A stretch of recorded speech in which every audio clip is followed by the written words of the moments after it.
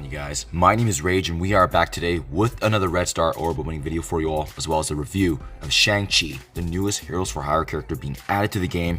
And as you can see, what he's going to bring to his fellow Hero for Hires members is going to be providing high health, damage, and speed. He's going to be attacking often, hitting hard, punishing teams that actually have a lot of positive effects. So in this case, think about the Shield team, Black Order and their benefits, even ultimately the Infinity Watch, especially during war.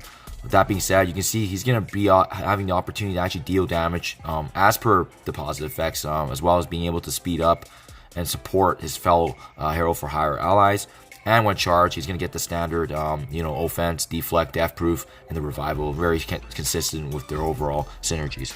That being said, you guys, this video is coming out a little bit later than usual just because I was busy over the weekend. That being said, always take advantage of the fact that we have these moments to utilize that extra 15%. So in this case, if you haven't opened anything yet, just make sure you're hitting the eye, scrolling to the bottom here, hitting the additional eye for information.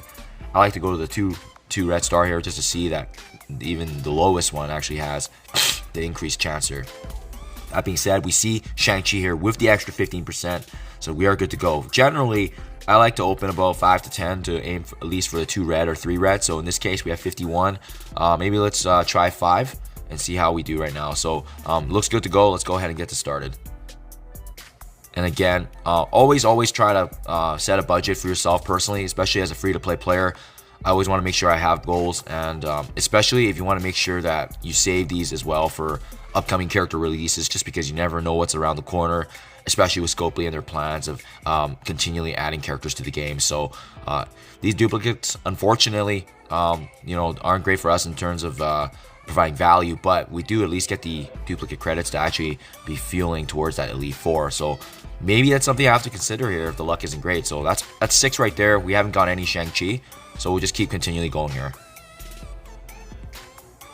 Just another one. Just getting a bunch of greens here, unfortunately, but again, we're at least getting duplicates, which is going to help, obviously, when we go ahead if we try to push for an Elite 4. So it's looking like that right now just because of these duplicates I'm seeing. And generally, with my luck, if it's not great here, I do like to take a chance. So we'll do one more here just to keep it a clean 40.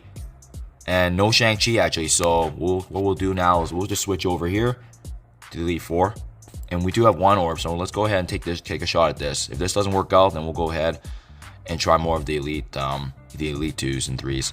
Okay, so nope, didn't work out. I don't want to be using my Elite 5s just because, actually, I got 9 of them here. You know what? I don't think it would hurt to throw 1 of them in just because, to be honest, like, our luck hasn't been great. So if we're able to get an upgrade here. Okay, that worked out there for Cyborg.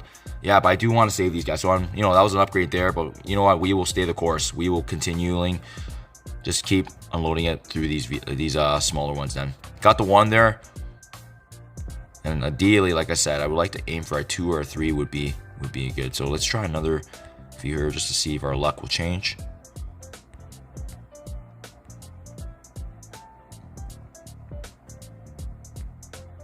And then, yeah, I'm going to do 1 more, and that's it. If that's the case, like, again, that's the limit of what I want to do.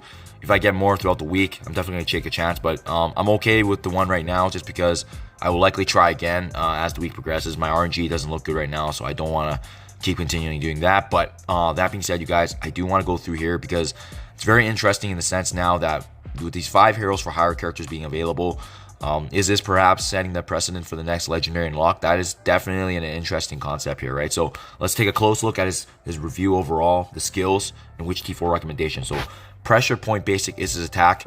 You can see he's going to do a primary damage here as well as applying slow. With this ability, he actually gains an extra crit chance if the primary target has positive effects. So this is what I was saying before earlier, that Shang-Chi really does shine if you're up against a team that has positive effects, and that's going to do wonders, especially for the Heroes for Hires, as well as being involved in war. As you level this ability up, you see that damage does strictly go up. If you were to T4 this, however, he gets an extra 25% chance as well as that boost in damage. So definitely something to consider as he is a really good damage dealer for this team. That extra 25% crit chance essentially makes it a 50% chance anytime that the enemy has a positive effect. So I definitely think that T4 is worth it, considering it's going to increase his potency, his damage output overall. Deadly Hands is a special, and as you can see with this special, he attacks not only just the primary, but as well as adjacent targets, Additionally, he also has the chance to actually opportunity to clear negative effects from himself as well as allies and gaining that counter. And this obviously only applies in war defense, but he actually has the attack applying to the most injured non-summon enemy. So in this case, he will target the weakest opponent, and as well, this ignores taunt itself. So that's really good to know if you want to finish off someone that's just being stealth and trying to avoid damage. Leveling this ability up, you can see here that even with the level 6, he's going to have the opportunity to clear all negative effects from himself as well as heroes for hire. So definitely worthy here. And if you were to actually T4 this, I would recommend it highly if you use it for war defense, because essentially he's also going to allow that opportunity for his team to fill up the speed bar by 75% instead of 50, which would be the T4 here. So regardless, I think it's a great ability to actually T4 regardless if you use this in war, because the T4 already also provides that 50% speed up, and that's really huge. It's really just giving them an extra edge on the enemy when needed, right? Wave of Fury Ultimate, attacking all the enemies for 90% damage, and this is a beautiful effect because really the more positive effects that are on the primary target, the more damage he's going to do, and that's going to apply to everyone. So you really want to target the enemy that has the most buffs. That being said, he's also going to provide speed up, and with his attack, it can't be counterattacked, blocked, or dodged. And as well, on war defense, he actually reduces the speed bar of all enemies by 15%. So that's really nice to know that not only is he doing damage, but he's also taking away their time a little bit and really giving, once again, your team the advantage here, right? So really bolstering this already powerful Heroes for Hire war team. Leveling this ability up, you're going to see that he actually does more damage, especially per positive effect.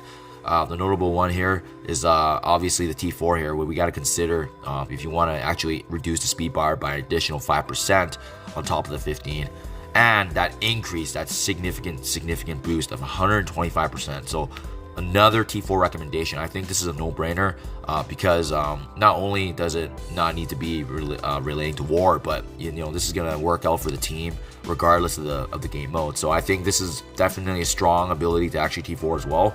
So all across the board, a great kit for Shang-Chi so far. Just to wrap things up, Master Martial Artist is his passive, and really with this passive, if he has deflect, he's gonna gain the crit chance and block amount. It's also going to apply to his team if you are to T4 it. So consistent with the other hero for hire, they're always going to get those the benefits here of having the health and charges and being able to get revived if they go down. So that synergy is still consistent.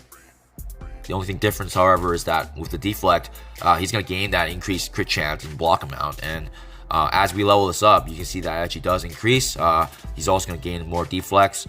The notable one here is the T4 because he's going to gain that 20% increase and 10% block amount for not just himself, but as well as the hero for hire allies. And this only will apply if in war. So just keep that in mind. It's only applicable. But otherwise, I would recommend it. I don't know if this would be the priority for me in T4ing, but I think the other three are very notable. But for sure, definitely his entire kit can be T4. So you guys can, at least if you have a strong Heroes for Hire team, I would recommend building him up because he's got a great kit. He's going to really well round this team already. That's powerful, and providing damage, additional support, and being able to cleanse is just very essential in all teams across the game. So anytime you have that instance, you right away you're going to have a strong character. So hope you guys enjoyed this video. Appreciate you checking it out, and as always, best of luck with your Red Star Orb openings, and I'll see you in the next one.